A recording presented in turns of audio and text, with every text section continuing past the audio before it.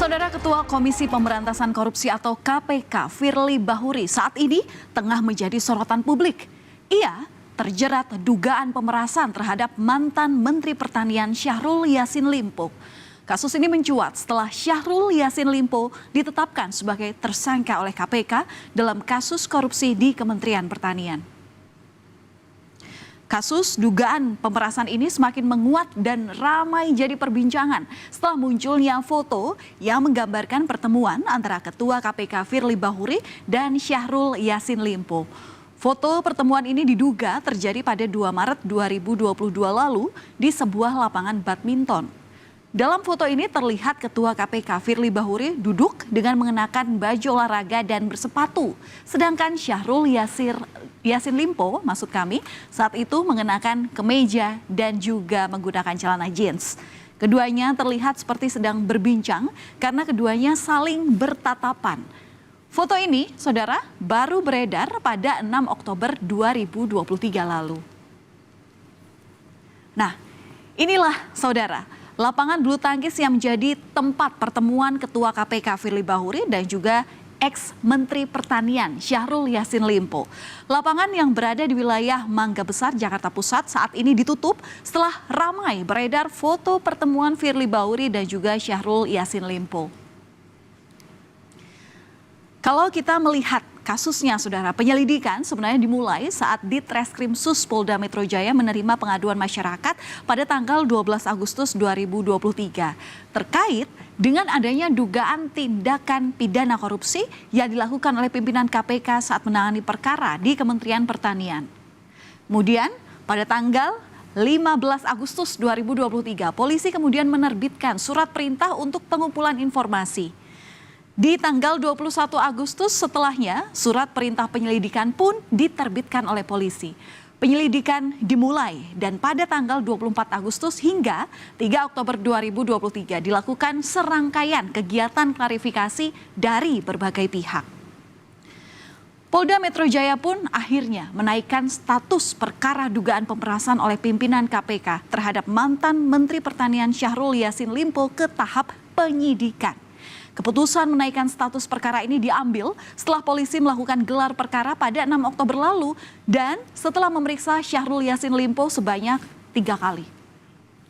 Pelaksanaan gelar perkara yang merekomendasikan status penyelidikan atas penanganan perkara yang dilakukan sebelumnya ke tahap penyidikan, selanjutnya akan diterbitkan surat perintah penyidikan. Sementara itu, Kapolri Jenderal Listio Sigit Prabowo meminta anak buahnya untuk profesional dalam menangani kasus ini. Kapolri pun juga bilang kalau penyidikan kasus ini harus dilakukan secara hati-hati dan diasistensi oleh Mabes Polri. Kapolri juga mempersilahkan lembaga lain yang ingin mengawasi proses pemeriksaan untuk menjaga rasa keadilan. Ya, harus cermat, harus hati-hati. Oleh karena itu saya minta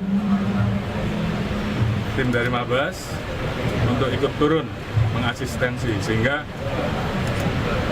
di dalam proses penanganannya menjadi cermat, karena kita tidak ingin Polri tidak profesional. Menko Polhukam Mahfud MD juga angkat bicara dalam kasus ini. Mahfud bilang kalau KPK dan juga Polda Metro Jaya ini sudah berkoordinasi dengan dirinya. Mahfud pun menambahkan bahwa kasus ini akan diselesaikan secara profesional. Sudah berkomunikasi dengan saya untuk diselesaikan dan dilalui secara profesional. Jadi itu saja yang saya sampaikan. Saya terus berkoordinasi dengan KPK maupun dengan Polda agar ini selesai dengan benar dan baik. Gitu aja.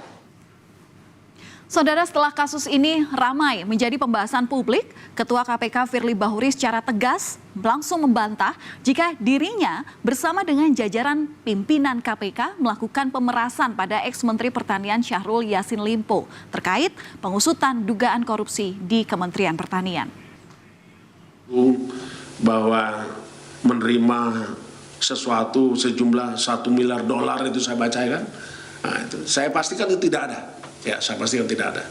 apa yang terjadi hari ini adalah tidak pernah terjadi di pada pimpinan KPK. Dan KPK tetap bekerja sebagaimana ketentuan hukum. KPK juga tidak pernah berkomunikasi dengan para pihak, apalagi yang tidak dikenal. Bantahan juga disampaikan oleh Ketua KPK Firly Bahuri melalui tulisan rilisnya yang disiarkan kemarin, Saudara. Pertemuan di lapangan bulu tangkis antara dirinya dan juga dengan ex-Menteri Pertanian terjadi sebelum Syahrul Yassin Limpo sebagai orang yang berperkara. Dalam rilis ini, Firly juga menuliskan when the corruptor strike back atau serangan balik koruptor. Dan saat ini, Saudara, Dewan Pengawas KPK mulai mempelajari laporan mengenai dugaan pertemuan Ketua KPK Firly Bahuri dengan ex-Menteri Pertanian Syahrul Yassin Limpo. Pelaporan Firly ini merujuk pada Peraturan Dewas KPK nomor 3 tahun 2021, yakni tentang aturan mengatur soal larangan tiap insan KPK untuk bertemu dengan pihak yang berperkara di KPK. Saudara, mantan pimpinan KPK Saud Situmorang menyebut kalau pimpinan KPK dilarang bertemu dengan pihak yang berperkara. Hal itu terdapat di pasal 4 Peraturan Dewas KPK nomor 3 tahun 2021 yang tidak memperbolehkan setiap insan KPK bertemu secara langsung maupun tidak dengan tersangka, terdakwa, dan juga pihak lain yang berhubungan dengan kasus yang saat itu atau kekinian sedang ditangani oleh lembaga anti rasuah. Dan pasal 36 Undang-Undang KPK Junto pasal 65 dengan alasan apapun pimpinan KPK tidak boleh bertemu dengan pihak yang berperkara. Dan itu pidananya disebut di Undang-Undang KPK selama 5 tahun. Sementara itu, Saudara, advokat senior Todung Mulya Lubis menyoroti kasus ini. Anggota panitia seleksi pimpinan KPK ini bilang bahwa seorang pimpinan KPK harus dinonaktifkan dari jabatannya. Kenapa harus dinonaktifkan? Agar kasus tersebut dapat diinvestigasi secara tuntas dan harus diproses secara hukum jika terbukti bersalah. Tidak boleh didiamkan. Dan ini menyangkut KPK misalnya. Siapapun itu pimpinan KPK yang disebutkan di situ, menurut saya Presiden harus mengambil tindakan yang tegas. Yaitu paling tidak menonaktifkan. Paling tidak menonaktifkan yang bersangkutan. Supaya kasus ini dapat diinvestigasi secara tuntas sampai selesai. Dan kalau misalnya yang bersangkutan memang bersalah, ya, ada bukti-bukti, ya mesti diproses secara hukum dan dipertanggungjawabkan secara hukum.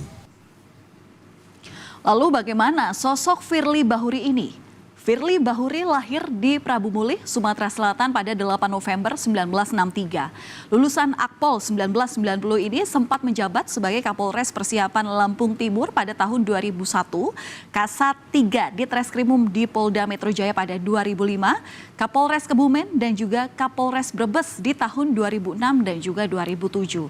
Firly juga pernah menjadi asisten Sespri Presiden Susilo Bambang Yudhoyono pada tahun 2010 dan 2012.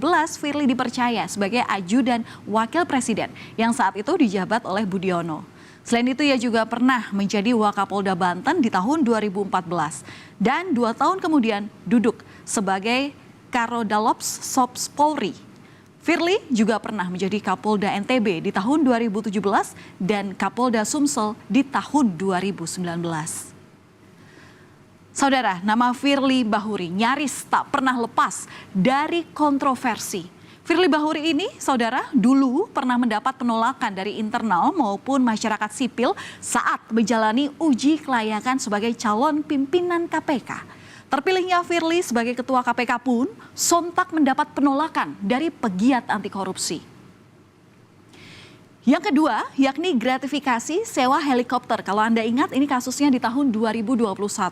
Saat itu, Dewan Pengawas KPK melalui sidang etik memutuskan Firly melanggar kode etik dan memberikan sanksi ringan berupa teguran tertulis. Dan Firly juga sempat bertemu Lukas NMB pada November 2022 lalu. Firly menuai kritik karena bertemu dengan Lukas NMB di kediamannya di Papua yang pada saat itu Gubernur Papua ini sedang berperkara di tubuh KPK. Namun kali ini KPK memastikan Firly tak melanggar kode etik dan masih ada sederet kontroversi lagi. Dugaan gratifikasi menginap di hotel, pencopotan Brigjen Endar dari Direktur Penyidikan KPK, pembocoran dokumen hingga diduga minta bantuan untuk menaikkan status kasus Formula E. Patut kita ikuti saudara, bagaimana perjalanan kasus dugaan pemerasan oleh pimpinan KPK terhadap mantan Menteri Pertanian Syahrul Yassin Limpo terkait kasus korupsi di Kementan. Apakah pimpinan lembaga anti rasuah tersebut terbukti bersalah atau tidak? Harus diusut secara tuntas tentunya. Begitu pula dengan kasus korupsi di Kementerian Pertanian yang juga harus diusut secara tuntas. Mari kita kawal bersama.